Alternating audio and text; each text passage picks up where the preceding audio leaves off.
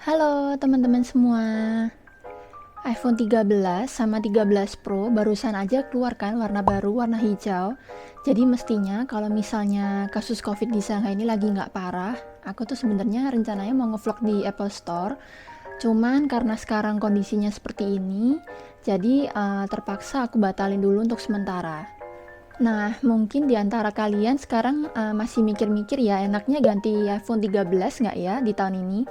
Kalau aku sebagai pemakai iPhone X yang sudah aku pakai selama 4 tahun, di video kali ini aku pengen share ke kalian apa aja plus minusnya iPhone 13 Pro setelah aku pakai selama 5 bulan. Oke, sekarang kita bahas dulu ya kelebihannya. Pertama yang aku suka itu dari daya tahan baterainya. Jadi mungkin banyak yang bilang kan, namanya juga HP baru, jadi pastikan baterainya bakalan lebih awet daripada HP yang sudah dipakai bertahun-tahun. Jadi gini teman-teman, aku itu sebelumnya pakai iPhone X, waktu itu aku masih ingat, aku waktu itu baru beli. Jadi waktu itu setiap kali pakai untuk chat, untuk Instagram atau sosmed lainnya itu seharian itu pasti nggak cukup baterainya.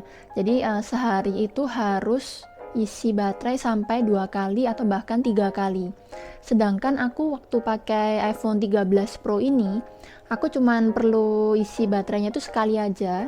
Terus kalau misalnya mungkin pemakaiannya non-stop banget sampai berjam-jam, lama banget seharian, itu baru perlu isi baterai sampai 2 kali. Kalau 3 kali sih selama ini aku belum pernah, jadi maksimal 2 kali aja udah cukup. Itu kalau kita pemakaiannya benar-benar lama ya waktunya. Yang kedua, kita bahas tentang performanya. Untuk performanya, iPhone 13 Pro ini benar-benar bagus, stabil, udah gitu nggak pernah lemot sama sekali. Jadi aku kasih contoh ke kalian ya. Waktu itu aku pernah ngevlog kan di Gentle Monster. Jadi waktu itu pertama kalinya aku pakai HP untuk bikin vlog. Nah, waktu itu aku settingannya aku ganti jadi 4K dan 60 fps. Nah, setelah itu biasanya kan aku suka editnya tuh di laptop kan. Soalnya kan di laptop kan layarnya lebih nyaman untuk dilihat, soalnya lebih besar.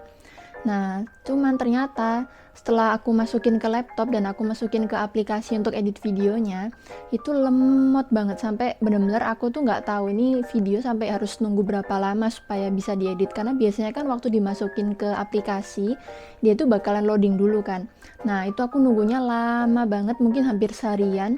Dan sebelumnya aku kasih tahu dulu, jadi laptopku itu MacBook Air 2020. Jadi waktu itu laptopku sama sekali nggak mampu untuk edit hasil video 4K 60 fps dari HP ku ini.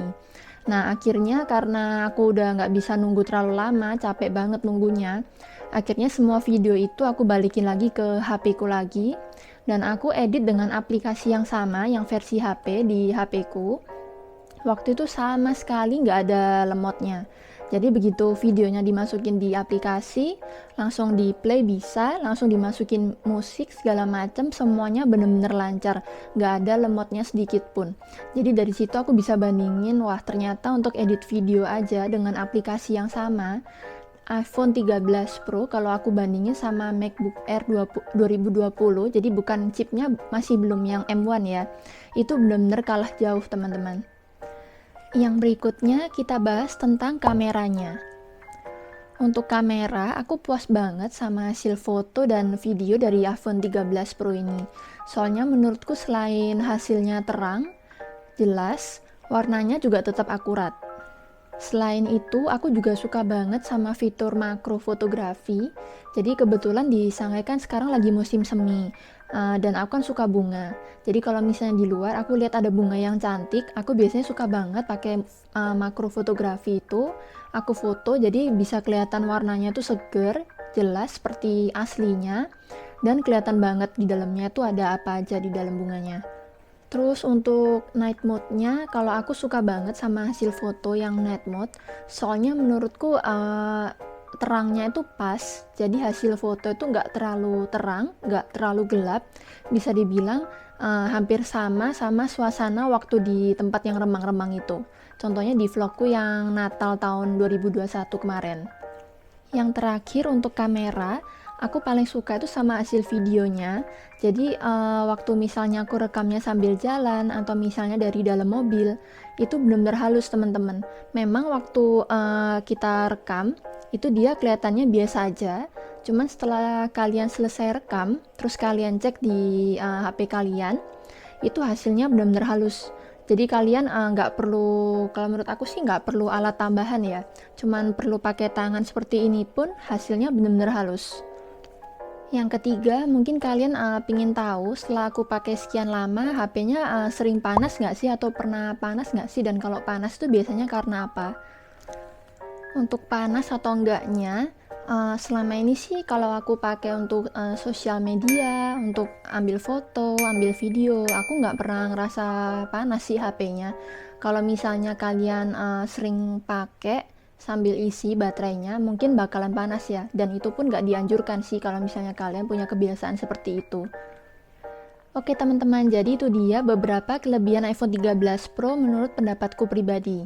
Berikutnya aku share juga ke kalian apa aja kekurangannya. Untuk kekurangan yang pertama, aku juga mau bahas tentang kameranya.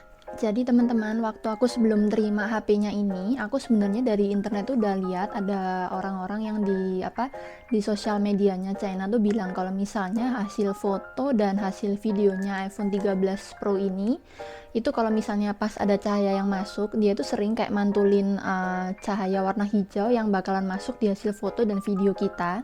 Cuman waktu itu aku mikirnya mungkin ya kebetulan HP orang itu aja kali ya, atau mungkin nggak semuanya. Soalnya kan memang sering kan kalau misalnya ada kayak komplain orang-orang yang udah terima HP itu gini gitu, tapi waktu kita terima nggak ada masalah tuh kayak gitu kan. Nah ternyata setelah aku terima, ternyata bener. Jadi kalau misalnya pas kita ambil foto sama video, kalau ada cahaya yang masuk, yang cahaya yang lumayan terik lah ya, itu hasilnya bakalan mantul di hasil foto dan video kita, warnanya hijau.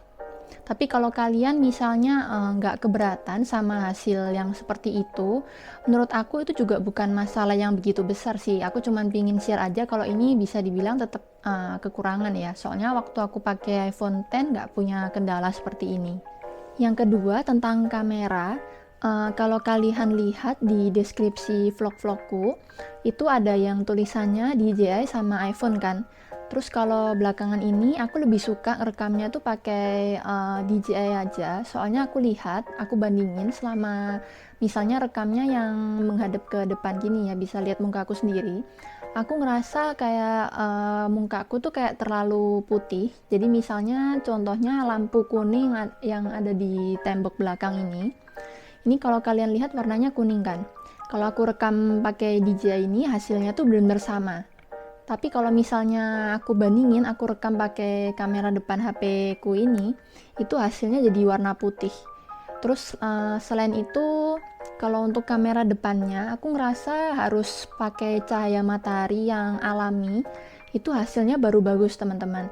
Kalau misalnya kalian cuma bergantung sama lampu indoor, itu hasilnya biasanya menurutku masih kurang. Tapi kalau untuk kamera belakangnya sih nggak perlu dikhawatirin ya, kamera belakangnya iPhone 13 Pro ini benar-benar bagus sih. Kekurangan yang kedua yaitu tentang berat HP-nya. Menurutku dan menurut banyak orang yang sudah pakai iPhone 13 Pro, banyak yang ngerasa memang kalau HP ini tuh lumayan berat teman-teman. Jadi kalau misalnya aku biasanya pakai HP seperti ini ya, itu lama-lama kelingkingku ini rasanya lumayan pegel sih. Terus kalau misalnya kalian yang biasanya punya kebiasaan tempelin kayak pop socket di belakangnya HP, atau misalnya yang bentuk airing seperti cincin itu, terus ada juga yang misalnya memanjang di sebelah sini, terus tangan kalian bisa masuk begini. Kalau kalian misalnya punya kebiasaan untuk pakai seperti itu sih nggak ada masalah. Tapi kalau misalnya aku yang biasanya belakangnya tuh suka polos, rata, nggak ada aksesorisnya, itu kalau misalnya pegang seperti ini bakalan pegel. Kekurangan yang ketiga yaitu tentang notch-nya. Jadi kalau misalnya kalian lihat iPhone 13 Pro ini notch-nya sebenarnya lebih kecil kan. Tapi aku sebagai pengguna iPhone X selama 4 tahun, setelah aku ganti HP ini, aku ngerasa untuk notch-nya tuh bedanya terlalu sedikit. Udah gitu kalau misalnya aku pengen tahu HP ku ini pastinya tinggal berapa persen baterainya, itu masih harus slide yang di sebelah kanan sini. Jadi menurutku ini agak disayangkan. Cuman memang kalau untuk secara keseluruhan layarnya, memang aku lebih kerasa jauh lebih besar ya untuk yang layarnya iPhone 13 Pro ini. Tapi kalau hanya untuk notch-nya, aku ngerasa bedanya nggak gitu besar. Dari kelebihan dan kekurangan yang barusan aku sampaikan ke kalian, kalau misalnya kalian tanya pendapatku, sebenarnya worth it nggak sih kalau misalnya beli iPhone 13 Pro ini? Yang pertama, aku bakalan jawab sebagai pengguna iPhone X yang sudah pakai 4 tahun sebelumnya. Kalau menurutku itu benar-benar worth it, teman-teman. Jadi yang pertama tadi seperti yang aku sampaikan ya, masalah baterai. Di iPhone X tuh benar-benar boros baterainya, nggak ngapa-ngapain juga boros. Kadang HP-nya nggak terlalu dipakai juga boros. Tapi kalau iPhone 13 Pro ini, entah aku sudah upgrade iOS yang keberapa pun, dia tuh masih tetap tergolong hemat lah. Terus berikutnya tentang ukuran layar dari iPhone X, aku ngerasa sih kalau misalnya pakai iPhone 13 Pro ini layarnya jadi jauh lebih besar, jadi kalau ngelihat lebih nyaman. Terus setelah itu untuk performanya juga stabil. Dulu waktu aku pakai iPhone X tuh sering banget, mungkin karena Face ID yang pertama kali keluar tuh di HP iPhone X ya, jadi nggak stabil. Tapi kalau misalnya pakai iPhone 13 Pro ini benar-benar stabil, dan untuk performa yang lainnya tuh juga selalu stabil, nggak pernah kayak lemot. Terus habis gitu untuk yang kamera, ini aku yang paling puas di bagian kamera sih kalau untuk HP ini, selain performa ya. Soalnya aku lumayan suka ngambil foto, ambil video. Jadi untuk hasilnya aku benar-benar puas untuk yang kamera belakangnya. Kalau kamera depan sekali lagi kita harus ada cahaya yang benar-benar cukup, atau seenggaknya harus ada cahaya matahari. Hasilnya baru bagus. Buat kalian yang sekarang pakai iPhone X ke bawah serinya, menurutku worth it banget kalau misalnya ganti HP ini. Tapi buat kalian yang sekarang pakai iPhone 11 sampai 12, aku saranin kalian bisa tungguin iPhone 14 yang bakalan keluar di tahun ini. Kalian nggak perlu ganti iPhone 13 Pro, karena menurutku perbedaannya nggak gitu besar. Oke teman-teman, jadi itu dia reviewku tentang iPhone 13 Pro yang udah aku pakai selama 5 bulan. Semoga aja melalui video ini bisa bantu kalian untuk memutuskan mau beli HP ini atau enggak. Dan itu semua tergantung kebutuhan kalian masing-masing ya. Thank you buat kalian yang udah nonton sampai sini.